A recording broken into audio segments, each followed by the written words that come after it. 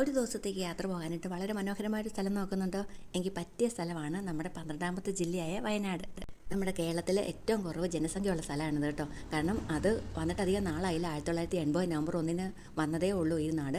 ഈ കോഴിക്കോട് കണ്ണൂർ ജില്ലയുടെ ഭാഗമായിരുന്ന സ്ഥലമൊക്കെ കൂടെ അടർത്തി എടുത്തിട്ട് വയനാടുണ്ടായത്. ഇവിടെ ഒരു നദിയുണ്ട്, ഭയങ്കര പ്രധാനപ്പെട്ട കബിനി എന്നാണ് പേര്. നമ്മുടെ അയൽ സംസ്ഥാനങ്ങളായ കർണാടക, തമിഴ്നാട് എന്നിവയായിട്ട് അതിർത്തി പങ്കിടുന്ന കേരളത്തിലെ ഏക ജില്ലയാണ് വയനാട്. പിന്നെ നമ്മുടെ ഡെക്കാൻ പീഠഭൂമിയുടെ തെക്കേറ്റവും പശ്ചിമഘട്ടത്തിൻ്റെ ഒരു ഭാഗമൊക്കെ ഉൾപ്പെട്ട ഒരു മനോഹരമായ സ്ഥലമാണ് കേട്ടോ. ഇതിനാകെ 2731 ചതുരശ്ര കിലോമീറ്ററേ ഉള്ളൂ. ഇതിനകത്ത് 38% വനമാണ് വരുന്നത്. ഈ കാടുകളുടെ നാട് എന്ന അർത്ഥത്തിൽ വനനാട് മാറിയാണ് വയനാട് ആയതെന്നും അതല്ല വയൽ നാടാണെന്നും രണ്ടും അഭിപ്രായമുണ്ട്. ഇതിങ്ങനെ കാട് മാത്രമല്ല കേട്ടോ കാണാനുള്ളത്, കുറേ സ്ഥലങ്ങളിൽ പോയി കാണാം. അവർക്ക് ബാണാസുര സാഗർ അണക്കെട്ടുണ്ട്, എടക്കൽ ഗുഹയുണ്ട്, കാന്തൽ പാറ വെള്ളച്ചാട്ടമുണ്ട്, കാരാപ്പുഴ അണക്കെട്ടുണ്ട്, കിടങ്ങനാട് ബസ്തി, കുറുവദ്വീപ്, കായക്കുന്ന്, ചങ്ങലമരം, ചെമ്പ്ര കൊടുമുടി, തിരുനെല്ലി ക്ഷേത്രം, പഴശ്ശിരാജ സ്മാരകം, പക്ഷിപ്പാതാളം, പൂക്കോട്ട് തടാകം, ബത്തേരി ജൈനക്ഷേത്രം, ബ്രഹ്മഗിരി മരനിലകൾ, മീൻമുട്ടി വെള്ളച്ചാട്ടം, മുത്തങ്ങ, വയനാട് വന്യജീവി സംരക്ഷണ കേന്ദ്രം, സൂചിപ്പാറ വെള്ളച്ചാട്ടം, സാഹസിക പാർക്ക്, ആറാട്ടുപാറ, കൊളഗപ്പാറ, ഫാൻറ്റം റോക്ക്, കുളമ്പാറ കോട്ട, 900 കണ്ടി, പഴശ്ശി എക്കോ പാർക്ക്, എന്നൂര്, കുറുമ്പാലക്കോട്ട, കാട്ടിച്ചിറക്കൽ മലാം ഷരീഫ്, ബാവലി മഖാം, വാരാമ്പറ്റ മഖാം ഷരീഫ്, ഇങ്ങനെ കുറേ സ്ഥലങ്ങളുണ്ട് കാണാനായിട്ട്. പിന്നെ കുറേ ആരാധനാലയങ്ങളുണ്ട്. തിരുനെല്ലി മഹാവിഷ്ണു ക്ഷേത്രം, തിശ്ശിരേശി മഹാദേവ ക്ഷേത്രം, വള്ളിയൂർ കാവ് ക്ഷേത്രം ഭഗവതി ക്ഷേത്രമാണ്, ബത്തേരി മഹാഗണപതി ക്ഷേത്രം, പുൽപ്പള്ളി സീതാ ലവകുശ ക്ഷേത്രം, വാരാമ്പറ്റ മോസ്ക്, കോറോം ജുവാ മസ്ജിദ്, പള്ളി ലൂർദ് മാതാ ചർച്ച്, കല്ലോടി ചർച്ച്, കമ്പളക്കാട് ജുവാ മസ്ജിദ്, പറക്കുന്ന് ജുവാ മസ്ജിദ്, കൽപ്പറ്റ വലിയ ജുവാ മസ്ജിദ്, പൂത്താടി ശിവക്ഷേത്രം, കോളേരി ശ്രീ ഷൺമുഖ ക്ഷേത്രം, അങ്ങനെ കുറേ ക്ഷേത്രങ്ങളും മസ്ജിദുകളും ചർച്ചൊക്കെ ഉണ്ട് കാണാനായിട്ട്. ഇവിടെ ജനവാസം വളരെ കുറവാണെങ്കിലും ക്രിസ്തുവിന് ഒരു 10 നൂറ്റാണ്ട് മുമ്പെങ്കിലും മനുഷ്യൻ ഇവിടെ ജീവൻ തുടങ്ങിയെന്നാണ് ചരിത്രകാരന്മാർ പറയുന്നത്. സുൽത്താൻ ബത്തേരിക്കും അമ്പലവയത്തിനും ഇടയിൽ അമ്പുകുത്തി മലയിൽ 2 ഗുഹകളുണ്ട്. അതിൻ്റെ ചുവരിൽ നിറച്ച് ചിത്രങ്ങൾ വരച്ചിട്ടുണ്ട് കേട്ടോ.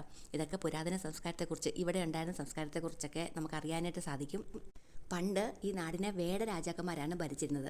പിൽക്കാലത്താണ് കോട്ടയം രാജവംശത്തിലെ പഴശ്ശി രാജാക്കന്മാരുടെ കീഴിൽ ഈ വയനാട് വരുന്നത്.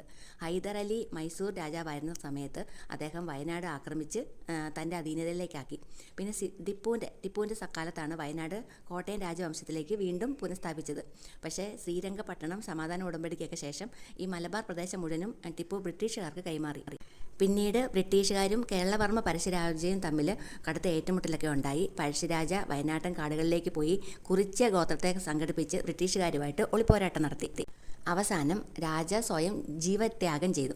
കാട്ടിൽ നിന്ന് അദ്ദേഹത്തിന് മൃതദേഹം മാത്രമാണ് ബ്രിട്ടീഷുകാർക്ക് കിട്ടിയത്. അങ്ങനെ വയനാട് ബ്രിട്ടീഷുകാരുടെ കൈകളിലെത്തി. ഈ പ്രദേശത്തിന് പുതിയൊരു ദിശ വന്നു.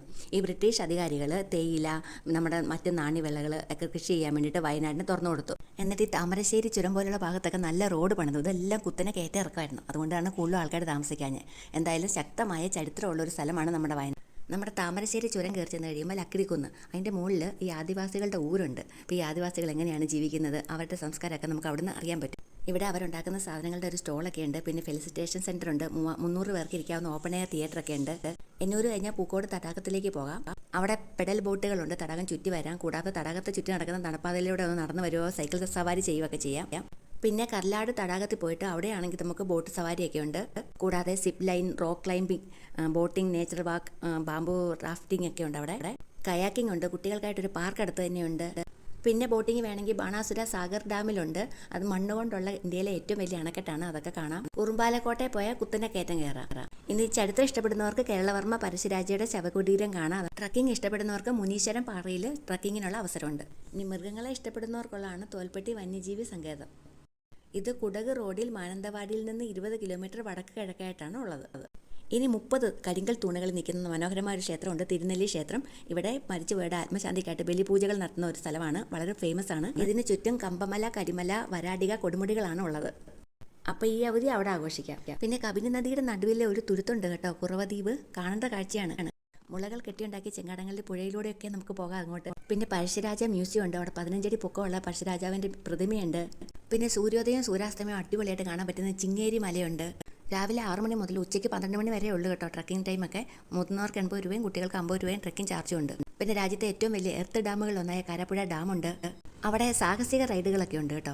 കേരളത്തിലെ ഏറ്റവും ദൈർഘ്യമുള്ള സിപ്പ് ലൈനൊക്കെ അവിടെയാണ് ഉള്ളത്. കൂടാതെ ജയൻറ്റ് സ്വിംഗ് ഉണ്ട്, സ്പേസ് ടവർ ഉണ്ട്, ട്വിസ്റ്റർ ഉണ്ട്, ഒക്കെ ഉണ്ട്.